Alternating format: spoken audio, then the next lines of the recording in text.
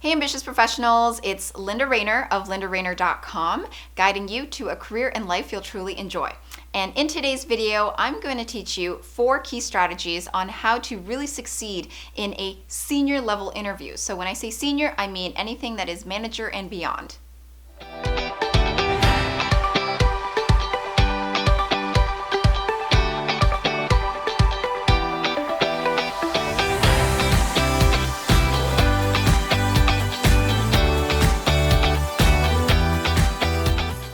And as a career strategist, I've been able to guide many professionals into positions that have long-term growth potential. And so if you're interested in working with me one-on-one, I can give you details about that at the end of this video.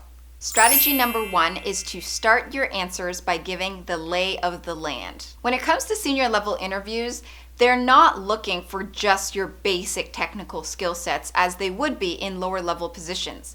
You have Excel, fantastic, but that's not what they care about. That's only one component of the overall answer. What they're really looking for is that you have the ability to describe your situation when you first arrived. When you first showed up, be able to tell them how it was, what it looked like, how inefficient things were, how unproductive things were, and give them a real clear scene of the situation. So you want to make sure that when you're describing the scene that it's kind of the dark, gloomy situation that you're first describing so that they fully understand the before so that eventually they can understand the after, which I like to call the happily ever after ending. Take them through your thought process, your perspective, and then take them to the happily ever after ending. Strategy number 2 is learn to share your philosophy. Now this strategy plays off of strategy number 1, but it's really important, which is why I'm mentioning it in more detail. When it comes to senior level interviews, they really want to understand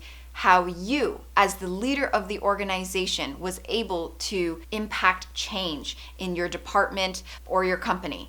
And the way to be able to do that is it goes beyond just describing what steps you took. Anyone can take certain steps. Anyone can come up with a plan and do this, this, and this. But to add the real color to it, you have to bring in your philosophy on what made you come up with those steps, your beliefs, your thought processes, your feelings about it.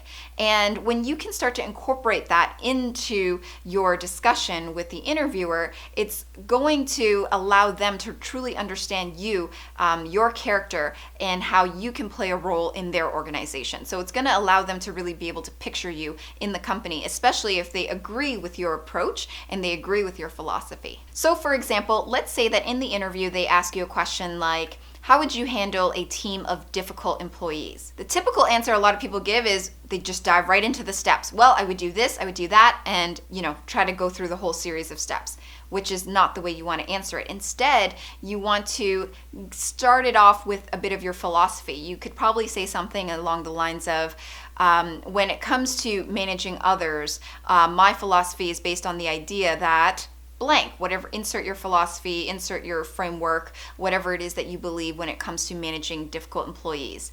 And then from there, you can talk about the steps you would implement. Doing this allows the interviewer to see the whole picture. It's not just one aspect, series of steps, or it's not just about the numbers and metrics, but it's about you as a leader and your ability to impact change. Strategy number 3 is put the interviewer at ease. When you meet someone for the first time and you find that that person is easy to talk to, they're personable, they're comfortable around you, and you feel comfortable around them, chances are you're going to be able to remember that person much better than just another stranger that you've met because you actually enjoyed being in their company. The same goes for interviews. So one thing that you want to remember is that showing enthusiasm in an interview is great, absolutely, but if it's not authentic, if it's not coming from a warm, comforting place, the interviewer is going to sense that off of you.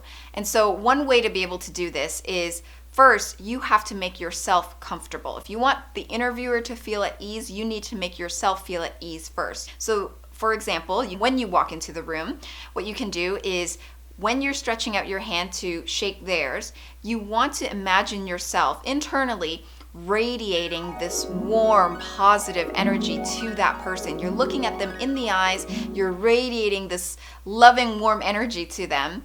And even though it sounds funny, it actually does work, because they're gonna feel that energy from you. They're gonna feel that warmth from you. And then what happens is, because you feel at ease, they're gonna feel at ease. And because you've given them this comfort, this warm energy, they're gonna feel it too. When you sit down and you guys are chatting and you're talking through the interview, having the conversation, discussing your achievements, all of those things, it's hopefully going to lead in a much more positive direction than it would if you were to show up feeling extra nervous, very stiff, uncomfortable, and just simply not yourself. And finally, strategy number 4 is showcase your research and insights about the organization. At this senior level, when they're asking about what do you know about us, of course, they're wanting you to be able to demonstrate that you've done some research about the company and you give them basic details, but truthfully, they actually want to hear more than just that. They want you to be able to demonstrate that you understand where the company is at from a business operations perspective, especially if the role that you're interviewing for is in that line. So whether it's finance, marketing, operations, even IT, that means looking up press releases, that means reading their financial statements, any reports that you can find, news articles. Really get yourself immersed into understanding what are the current events within that organization, what projects are they undergoing right now, and be able to demonstrate how you can contribute. So for example, if you've discovered that the company has recently gone through a major acquisition and they're probably still in the midst of integrating their acquiree into their overall organization, and you have had experience in that area, well then of course, bring it up, talk about how you've contributed in that area in the past and how you can see yourself contributing to them, and telling them a little bit about what steps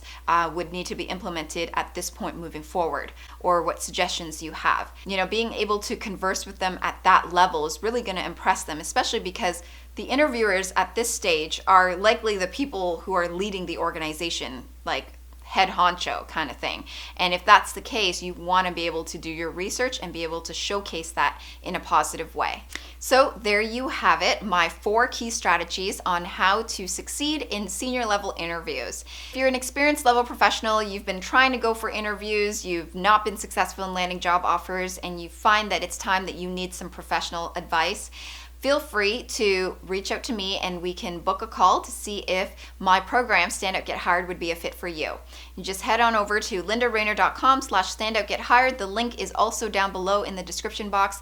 Click in there, fill out the application form, and if I think that we're a fit, I will reach out and we can chat further. So if you like this video, then please subscribe, give it a thumbs up, share it with your friends, and thank you so much for watching. I will see you next time.